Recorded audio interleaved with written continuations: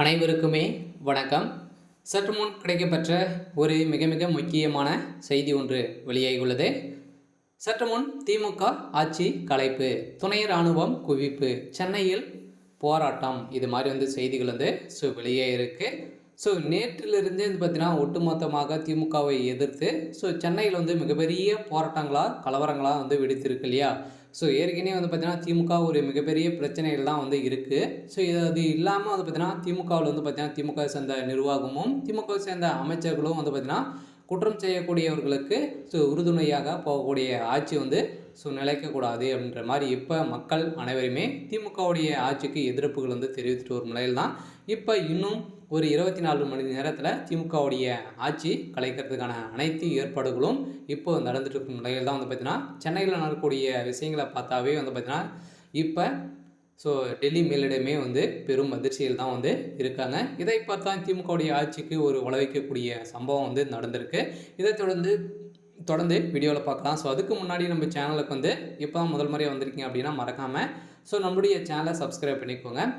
இப்போ அண்ணா பல்கலைக்கழகத்தில் நடந்த பாலியல் வன்கொடுமையால் பார்த்தீங்கன்னா இப்போ திமுக சேர்ந்த அமைச்சர்களுக்கு நிறைய அமைச்சர்களுக்கு 3-4 அமைச்சர்கள் முக்கிய அமைச்சர்களுக்கு தொடர்பு இருக்குது அப்படின்ற மாதிரி பார்த்தீங்கன்னா இப்போ ஞானசேகரன் அவர்கள் கொடுத்த வாக்குமூலம் தான் இப்போ திமுகவே திரும்பி பார்க்கக்கூடிய அளவுக்கு இந்தியா முழுவதுமே பார்த்தீங்கன்னா இப்போ தமிழ்நாட்டில் ஒரு மிகப்பெரிய சம்பவம் நடந்திருக்கு. இந்த சம்பவத்தின் அடிப்படையில் திமுகவுடைய ஆட்சி இது வரைக்குமே பார்த்தீங்கன்னா சட்ட ஒழுங்கை மீறி தான் நடந்துட்டு வரும் நிலையில் இதன் அடிப்படையில் பார்த்தீங்கன்னா திமுகவுடைய ஆட்சி நிர்வாகம் செய்யக்கூடிய நிலை இன்னும் கிடையாது அப்படின்ற மாதிரி எல்லையை மீறி திமுகவுடைய ஆட்சி நடக்குது அப்படின்ற மாதிரி இப்போ பார்த்தீங்கன்னா குற்றச்சாட்டுகள் எழுந்து ஒரு நிலையில் இப்போ திமுகவுடைய ஆட்சி கலைக்கப்படுவதாக ஒரு அறிவிப்பு வெளியே இருக்குது. இதன் அடிப்படையில் சென்னையில் நடக்கக்கூடிய போராட்டங்கள் இன்னும் கைவிடாமல் இருக்கக்கூடிய நிலை. உச்சநீதிமன்றம் என்ன தீர்ப்பு வழங்க போகிறாங்க அப்படின்னு தான் கேள்விக்குறியாக இருக்குது. இருந்தாலும் இந்த திமுகவை சேர்ந்த பிரமுகர் ஞானசேகருக்கு என்ன வழக்கு போட போகிறாங்க.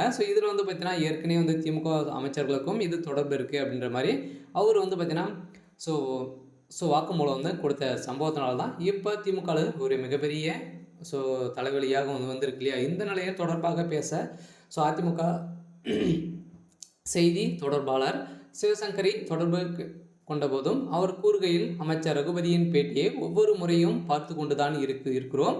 அவர் கொஞ்சம் கூட லாஜிக் இல்லாமல் தான் பேசி வருகிறார். இதன் அடிப்படையில் ரகுபதிக்கும் இதில் தொடர்பு இருக்குது அப்படின்ற மாதிரி தான் இப்போ பார்த்தீங்கன்னா குற்றச்சாட்டுகள் வைத்திருக்கும் நிலையில் இதனால் திமுக சேர்ந்த 3-4 அமைச்சர்கள் இதில் கைது செய்யப்பட்டிருக்காங்க.